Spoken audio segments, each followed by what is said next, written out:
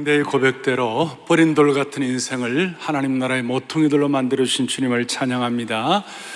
모퉁이 돌이라는 것은 코너스톤, 주춧돌이라는 뜻이에요. 오늘 우중 가운데 나온 여러분들 모두가 다 갈보리 언덕으로 다 우리의 마음을 옮겨 보혈의 능력을 체험함으로 모두가 다 치유의 능력을 경험하기를 바랍니다. 제가 이 다윗 시리즈를 하면서 한 번쯤은 공부를 좀 하고 싶었어요. 그러니까 지난 주일 다 학교가 개강했잖아요. 그러니까 오늘 공부 좀 하십시다. 싫으세요? 네?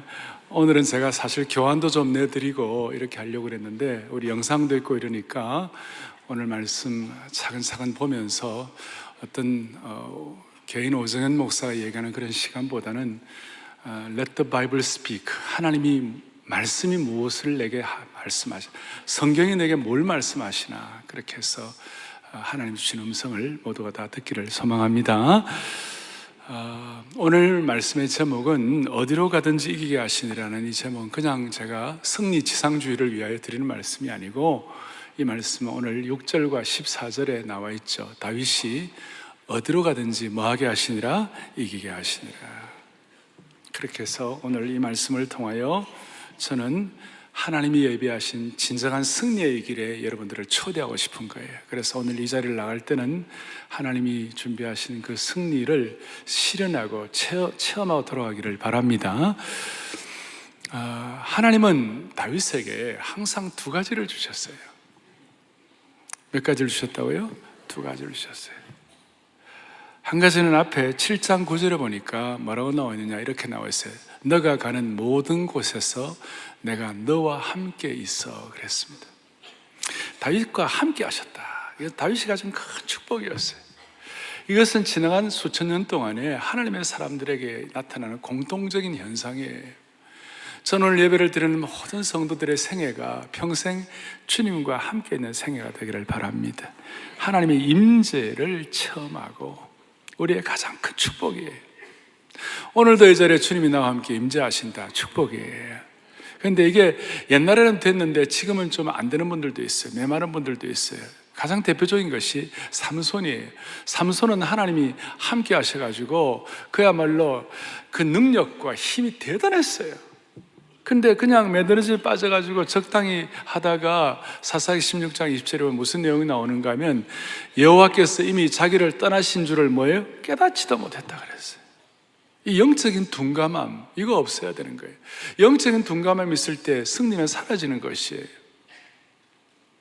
그리고 또 하나는 다윗과 늘 하나님께서 함께 계셨다는 것과 오늘 또 하나는 다윗이 가는 곳마다 하나님께서 뭐하게 하셨더라? 이기게 하셨더라. 오늘 6절과 14절에 나오죠. 이기게 하셨더라. 하나님의 승리, 하나님이 주시는 승리. 그런데 이 승리는 함께 하시니까 이기게 되신 것이에요. 그리고 이 승리는 주어가 내가 승리하는 것이 아니에요.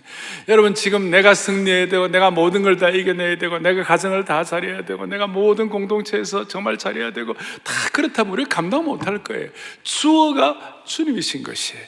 주님이 승리하게 하셨더라. 그러니까 이 두 가지는 필연 관계예요. 함께 하시는 것과 승리하게 하시는 것은.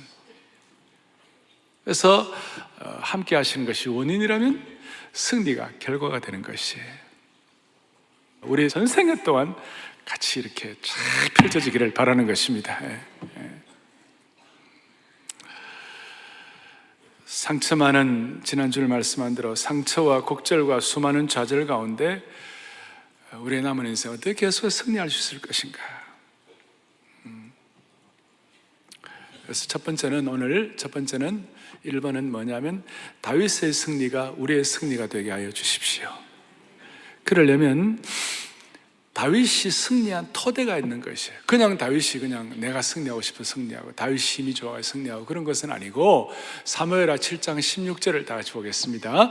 너의 집과 너의 나라가 내 앞에서 영원히 보존되고 내 왕위가 영원히 견고하리라.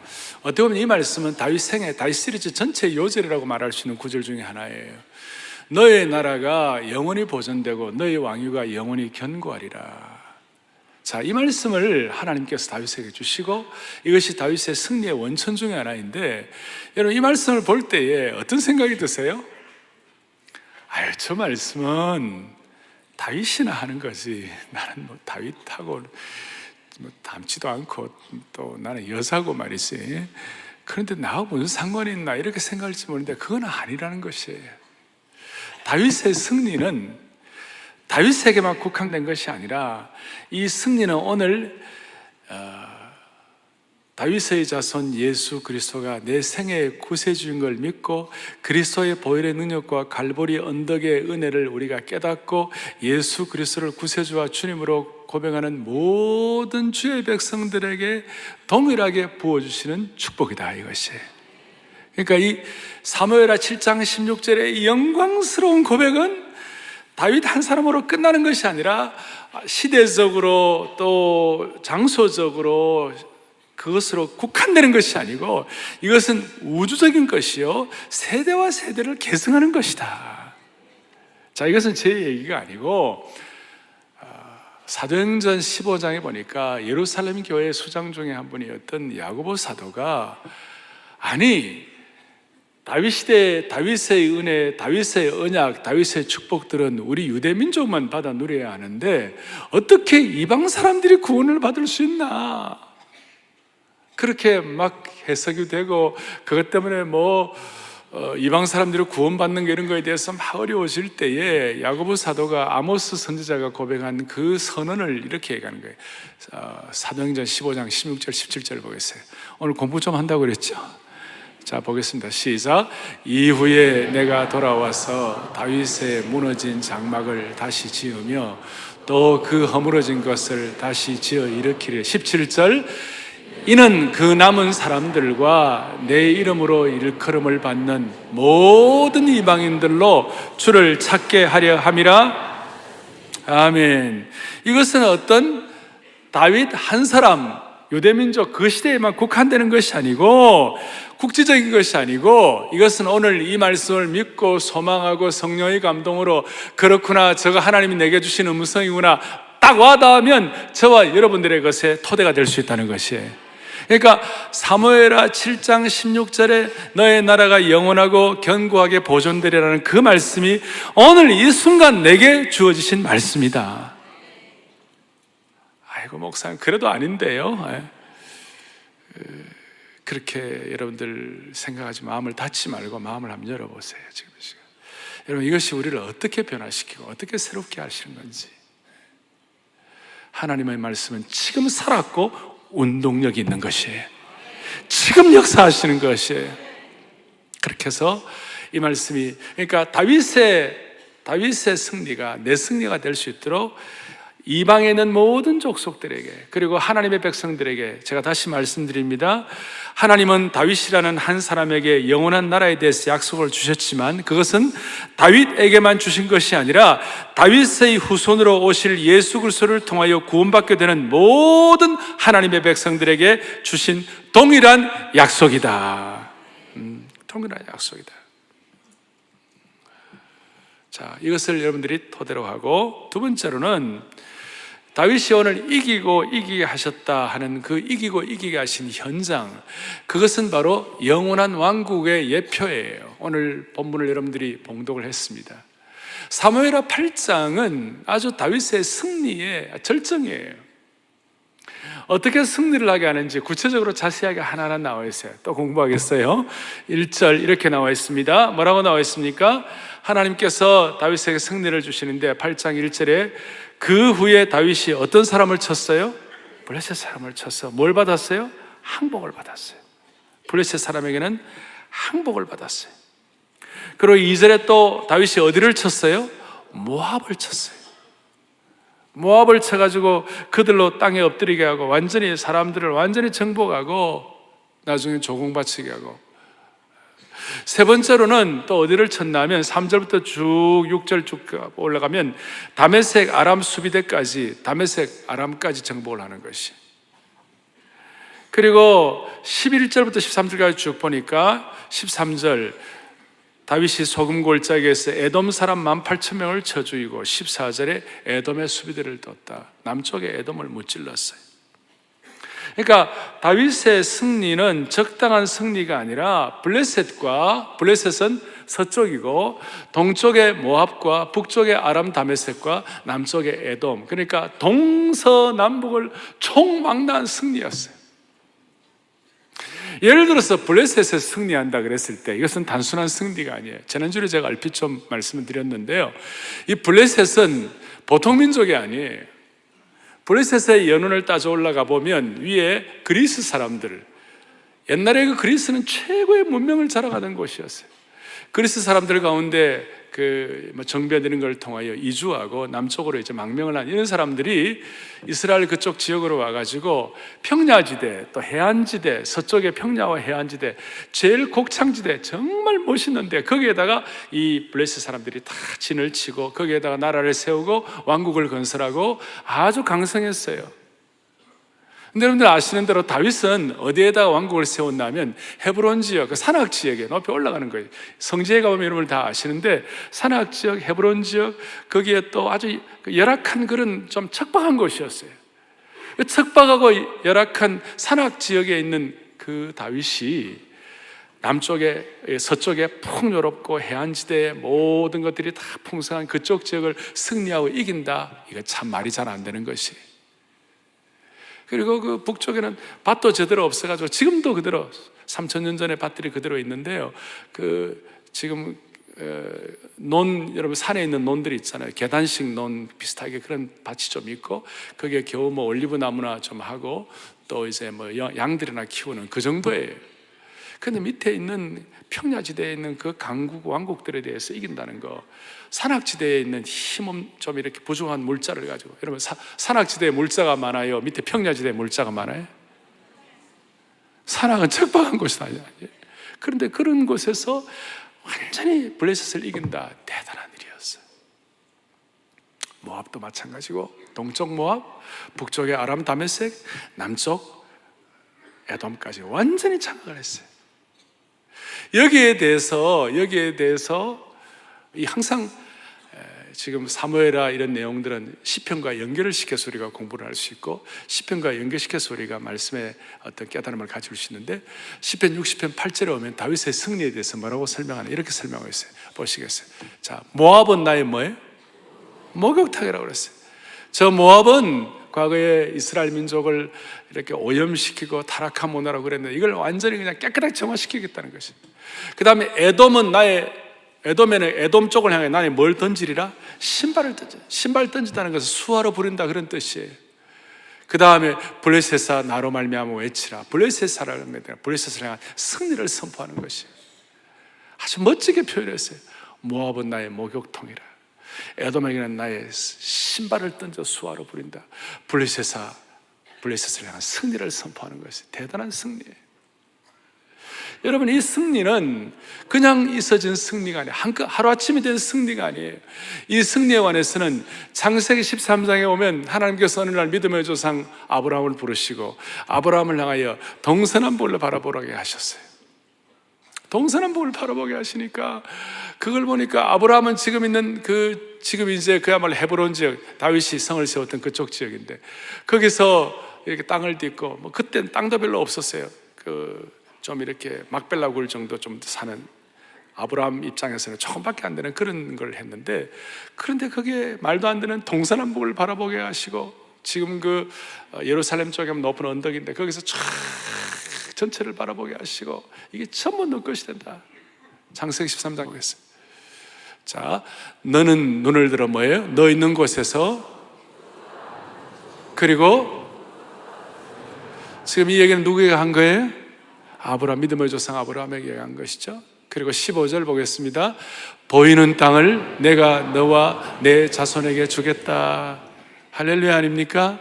이 말씀이 지금 그대로 천여 년 만에 다윗의 이 이기고 이기는 현장 실체를 통하여 완전히 이루어진 것이에요. 이것이 이루어질 때 다윗의 마음속에 아마 감동이 있었을 것이에요. 하나님이 약속을 지키신 하나님, 다윗과 함께 동력을 하면서 그야말로 다윗과 함께 같이 가슴 아파하고 같이 힘들어했고, 그러나 같이 동력을 했던 나단 선지자 같은 사람들, 또 대제사장 아비아달 같은 사람들이 이 현실을, 블레셋과 에돔과 다메섹과 모압의 승리를 경험하면서 마음속에 눈물이 났을 거예요. 그렇구나, 하나님, 우리 하나님은 참으로 약속을 지키는 하나님이시구나. 우리 하나님은 참으로 우리에게 참 승리를 주시는 하나님이시구나. 그것 때문에 목이 메었을 것이에요. 이것이 오늘 왜 중요합니까? 오늘 이 시간 여러분들의 마음속에 내 인생에 그야말로 나를 공격하는 모압은 어딘가, 저 풍요롭게 내 앞에서 떵떵거리는 블레셋은 무엇인가, 내 인생의 동서남북은 어디인가, 나는 본래 아무것도 없었지만 동서남북을 향하여 하나님께서 말씀하시면서 이것이 너 것이 될 것이다. 그리고 시편 2편 8절에 시편 기자는 이런 고백을 하는 거예요. 읽어보겠습니다. 내게 구하라. 내가 이방 나라를 내 유업으로 주리니 내 소유가. 아멘. 여러분, 이 말씀 읽을 때 어떠세요? 아이고, 저거는 나하고 상관이 없고, 저거는 그냥 옛날 얘기고, 나는 또 내가 살아요, 이렇게 하는 거예요? 아니면 그렇구나, 내게 구하라.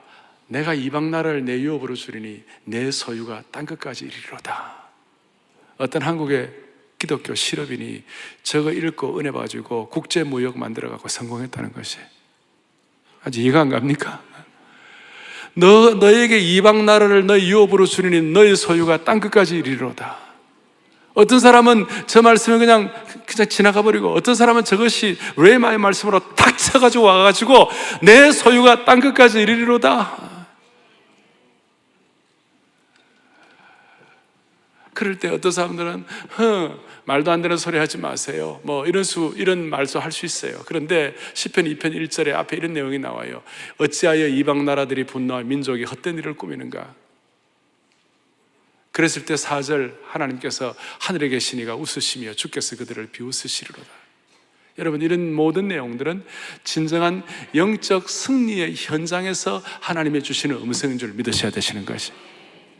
다시 한번, 하나님께서 다윗에게 주신 승리의 현장은 동서남북, 그 당시에 블레셋과 모압과 에돔과 북쪽 다메섹 아람은 감히 다윗 왕국, 처음에 이 초라한 다윗 왕국은 감히 범접할 수 없는 그런 강력한 국가들이었습니다만은 하나님께 실제로 승리하신 이 현장을 우리가 보면서 여러분 마음속에 꿈과 소망을 가져야 돼요. 그리고 아까 시편 2편 8절 다시 한번 주세요. 시편 2편 8절 이렇게 나와 있어요. 뭐라고 나와 있습니까? 내게 구하라. 내가 이방 나라를 너 소유가. 자, 이 말씀을 우리가 육신적으로 내 삶의 어떤 환경 이것으로 해석할 수도 있지만, 영적으로 오면 그러므로 너희는 가서 모든 족속으로 제자를 삼고, 동시에 사도행전 1장 8절 오면 오직 성령이 너에게 마시면 너희가 권능을 받고 예루살렘과 온 유대와 사마리아와 땅끝까지 내 증인이 되리라 하시니라. 이것이 그대로 영적 해석이라고 말할 수 있어요. 뭘 말씀드리는가? 자, 이런 말씀을 드릴 때 저 자신도 제가 사역을 하면서 오늘까지 주님을 섬겨오면서 수많은 과정들을 거치잖아요. 그런데 이런 말씀들을 다윗이나 또 아브라함이나 요셉이나 이런 하나님의 백성들을, 하나님의 신실한 종들을 우리가 연구하고 묵상할 때에 우리의 마음속에 희한하게도 이상하게 꿈틀거리는 하나의 꿈이 생기는 것이에요. 하나님 아버지, 나도 저런 말씀이 그대로 내 삶에서 확인되게 도와주십시오. 그리고 이런 말씀을 그대로 믿는 하나님의 공동체가 어떻게 귀하고 소중하게 하나님께 쓰임받고 부흥하고 하나님의 역사를 이루는 것인지 우리 주위에서 많이 보았고, 또 사랑의 교회 사역도 그런 하나의 실체라고 말할 수 있는 것이에요. 그러니까 제대로 되는 성도들은 젊을 때부터 하나님 나라의 꿈과 하나님 나라의 소명을 갖고 있는, 기도의 제목을 갖고 있는 분들이 이런 생각을 하는 거예요. 하나님 아버지, 오늘 다윗의 승리가 내 승리가 되게 하여 주십시오. 오늘 다윗이, 아비아달과 나단 선지자가, 다윗 자체가 오늘 이 말씀이 이루어져서 가졌던 그 감격과 축복과 목이 메는 것 같은 그런 은혜들이 오늘 내 것이 되게 도와주십시오. 좀 더 나가면 하나님 나라가 확장되는 것처럼 내 가정이 확장되게 도와주시옵시고, 하나님 나라가 부흥하는 것처럼 내 사업이 부흥하게 하여 주시옵소서. 그런 마음으로 신실하고 기적 같은 삶을 살아간 분들이 이 가운데 많이 있는 것이에요. 그런 꿈을 가지고 한결같이 마음을 모아서 목사님이 말씀하신 그런 꿈과 비전을 나도 같이 안고 교회가 발전하고 부흥하는 것처럼 나도 그렇게 살기를 원합니다.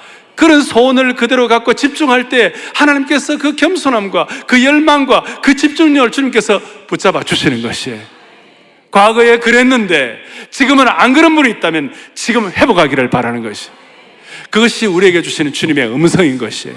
주께서 이 시간 그것을 요구하시는 것이에요. 민족적으로도 다 마찬가지입니다.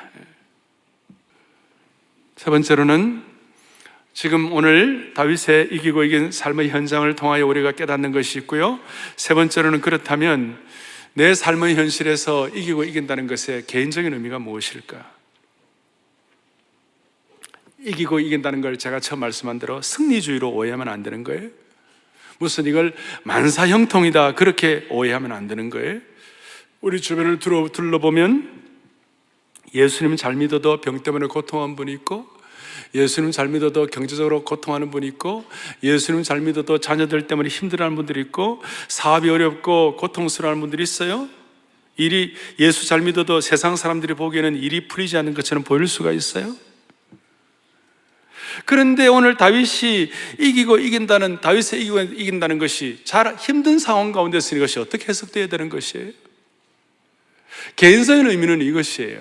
내 삶이 아무리 어렵더라도, 내 환경이 아무리 고통스럽더라도, 그 어려움과 고통의 현장이 있다 하더라도 오늘 다윗에게 주신 이 말씀을 통하여 내가 하나님의 심정을 깨닫고 앉아 있으면, 하나님의 심정을 갖고 있으면 하나님은 반드시 그 상황과 환경에도 불구하고 하나님은 반드시 승리를 주실 것이다. 그걸 믿는 것이에요. 중요한 것은 이거예요.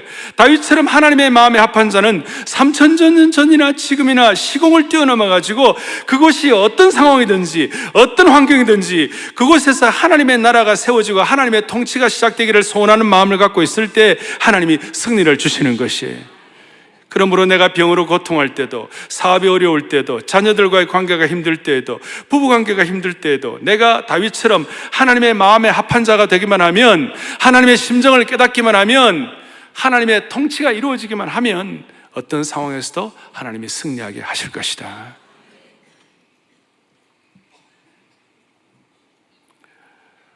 요한일서 5장 4절을 다 같이 보겠습니다. 같이 보죠. 무릇 하나님께로부터 난 자마다 세상을 이기는 승리는 이것이니. 아멘. 오늘 다윗이 가졌던 이 다윗이 이기고 이긴 그것이 오늘 우리의 삶 가운데서 확증되는 것은 하나님 아버지, 다윗의 승리가 오늘 내 승리가 될 수 있도록 도와달라고 하는 마음을 가지고 어떤 세상의 모든 것들을 승리하는 그런 뜻이 아니라 하나님의 통치가 내 가운데 이루어지고 하나님의 심정을 깨닫고 간절한 소원을 가지고 주님 앞에 나갈 때 환경과 상황을 뛰어넘는 하나님의 승리를 주실 것이다. 그리고 네 번째로 그러면 개인적인 뿐만 아니라 공동체적으로 진정한 승리가 무엇일까? 이기고 이기는 것에 대한 공동체적인 전략이 무엇일까? 이것은 21세기의 다윗을 키워야만 한다는 것입니다. 21세기의 다윗을 키우는 것이에요. 지금 우리가 중등부가 이제 중등 1부, 2부, 3부 이런 거 있었는데 지금은 그렇게 하지 아니하고 다윗 중등부 어떠세요? 디모데 중등부, 바울 중등부 이런 식으로 이제 사람을 키우겠다는 그런 마음으로 중등 1, 2, 3부라는 이름 대신에 그런 사람이 키워지기를 소망하는 마음으로 이름을 그렇게 붙였어요. 사람을 키우는 것이 바로 공동체의 승리를 위한 최고의 과제예요. 이것을 아주 유진 피터슨 목사님 같은 분은 흥미롭게 표현하는 거예요. 예수님은 사역의 8할 이상을 12명의 유대인에게만 집중하셨다. 왜냐하면 그것이 바로 모든 이방인과 미국인이 구원을 얻을 수 있는 유일한 길이기 때문이다 그랬어요. 그분이 미국 사람이니까 그렇게 했어요. 저 같은 경우는 예수님의 사역의 9할 이상을 12명의 유대인에게 집중하셨다. 왜냐하면 그것이 바로 모든 한국인을 구원할 수 있는 유일한 길이기 때문이다. 유대인 몇 사람을 제대로 훈련시킨 일이 모든 한국인이 구원을 얻을 수 있는 유일한 길이라는 것이, 저는 유진 피터슨의 이 말이 씹을수록 맛이 나는 것이고 하나님의 사람을 키우는 어떤 좋은 방향이 될 수 있다고 생각해요. 이름 없는 몇 사람을 제대로 훈련시키는 것이 지역과 국가를 초월하여 전혀 알지 못하는 외국 땅에 있는 사람들을 예수님께로 인도하는 최선의 길이라는 거예요. 승리의 길이라는 것이. 저는 여기서 사랑의 교회, 우리 교회의 독특한 인재훈련, 인재관을 선포하고 싶습니다. 세상은 특정 지식이나 세상은 어떤 특정 엘리트만을 키우는 것이 목표일지 모르겠습니다만은 하나님의 교회는 엘리트를 키우는 것이 아니라 하나님 나라의 일꾼을 키우는 것이에요.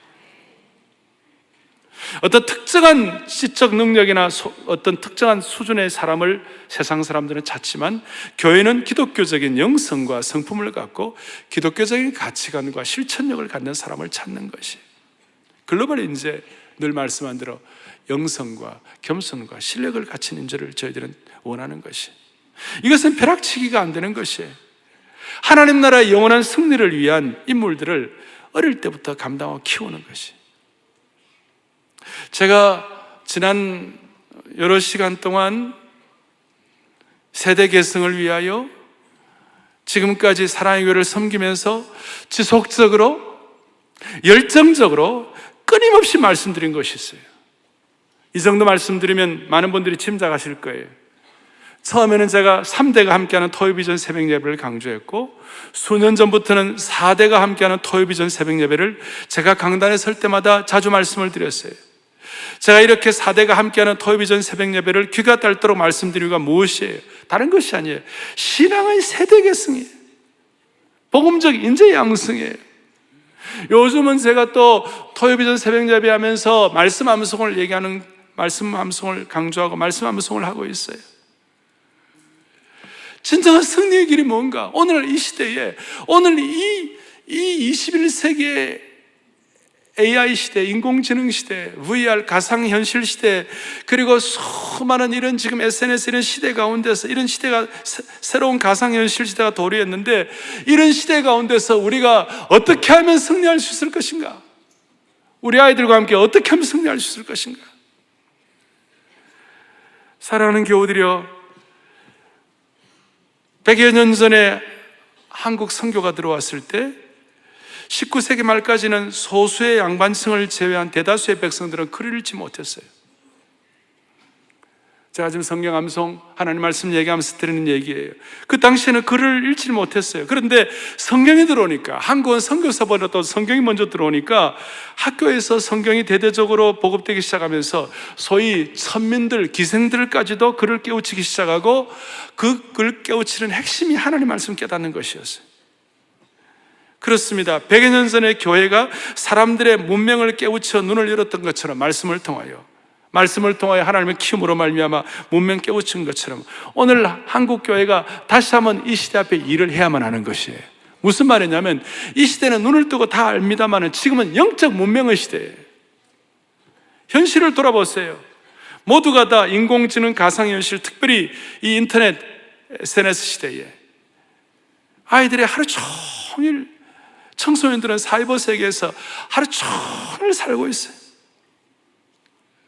저는 아이들이 사이버 세계에서 하루 종일 살고 있는 게, 사이버가 버자가 하나 떨어져가 사이비 세대에 살고 있는 것 같아요. 사이비 세계에서 애들이 아침에 눈을 뜨면 휴대폰을 열고, 아이들은 학교로 가는 내내 휴대폰에서 눈을 떼지 못합니다. 식사할 때도, 심지어 대화 중에도 하루 종일 인터넷의 게임과 음란 채팅과 포르노가 아이들 눈을 사로잡고 있어요. 아마 요즘 청소년 중에 학교의 시험이나 수능을 위해서가 아니라 교양을 위하여 초, 중, 고, 대학을 졸업할 때까지 고전을 5권이라도 정독하면서 읽는 사람이 몇 명이나 있겠어요? 거의 제대로 없을 거예요. 그러니까 모두가 다 상대주의에 빠져 있고 절대 진리가 부정되고 있고 종교다원주의에 빠져 있고. 아이들만 그렇습니까? 어른들이 얼마나 많은지 몰라요. 어른들 가운데 맨날 인터넷에 빠져 있고, 그러므로 인터넷이나 가상현실에 사로잡혀가지고 다른 것들을 보지도 못하고 볼 줄도 모르고, 그리고 본다고 하더라도 영적으로 담고 있는 의미가 무엇인지 해석도 못하는 거예요. 영적인 문명자들이에요. 영적인 문명자들.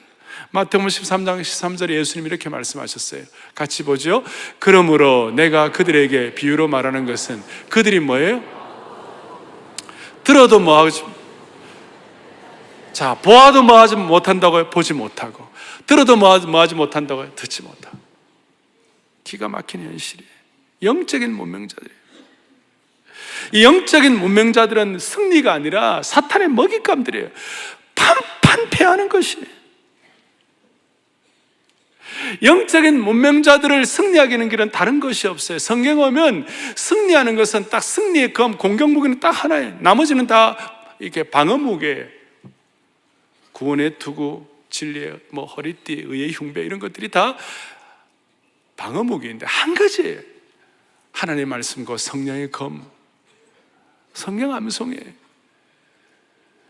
그래서 하나님의 말씀이 오늘 이 영적 문명 세대 가운데서 하나님의 말씀이 제대로 들어가야 한다. 이것이 어른들 시대뿐만 아니라 우리 손자, 손녀 시대까지 그대로 계승되어야 한다.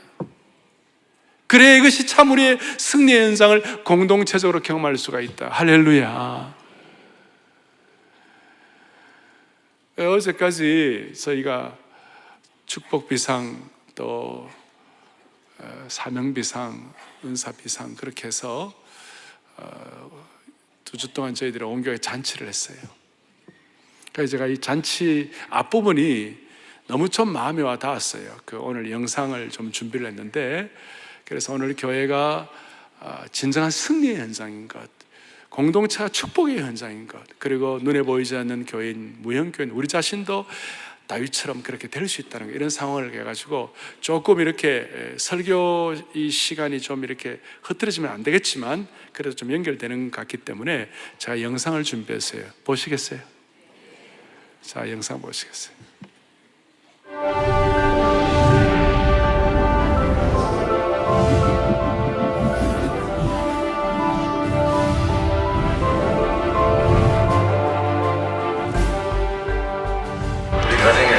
딸이 먼저 하나님 교회를 나오게 되었고 또 아내와 제가 연이어 하나님 교회를 나오게 되었습니다.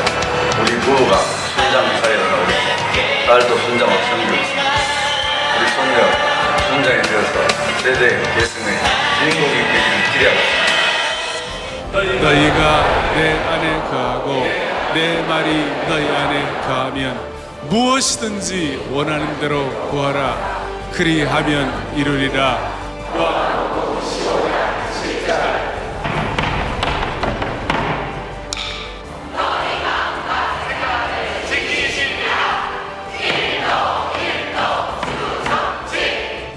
만군의 여호와의 이름으로.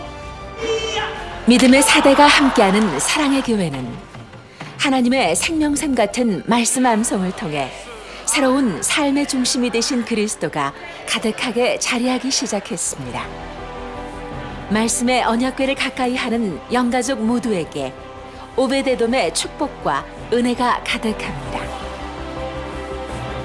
잔치집 같은 복음의 기쁨을 가진 사랑의 교회는 생명과 은사와 사명으로 비상할 것입니다.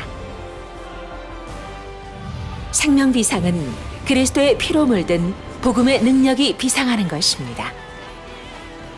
창립 40주년을 맞은 사랑의 교회는 30대의 영적 기백과 10대의 열정을 가진 생명 공동체로 비상하는 영혼의 고향입니다.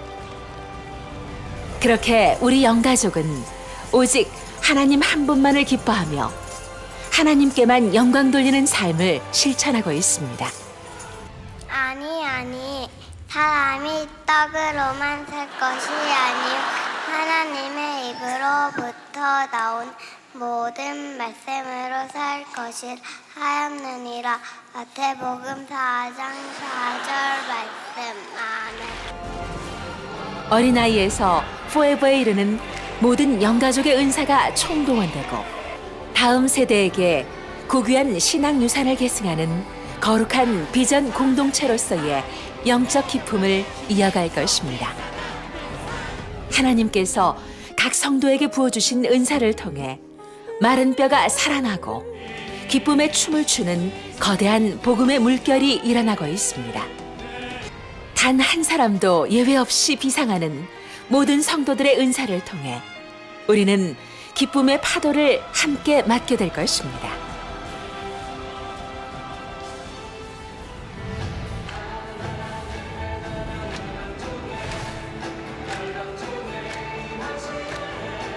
글로벌 인재를 양성하고 있는 사랑의 교회는 세계 선교를 마무리하고 세상을 변화시키는 섬김의 사명으로 비상하고 있습니다.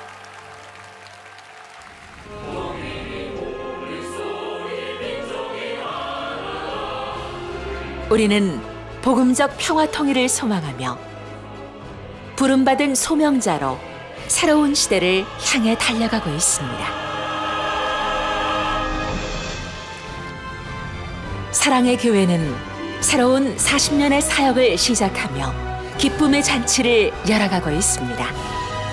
모든 영적인 힘을 하나로 모아 생명 비상, 사명 비상, 은사 비상을 향해 더욱 힘차게 나아갈 것입니다.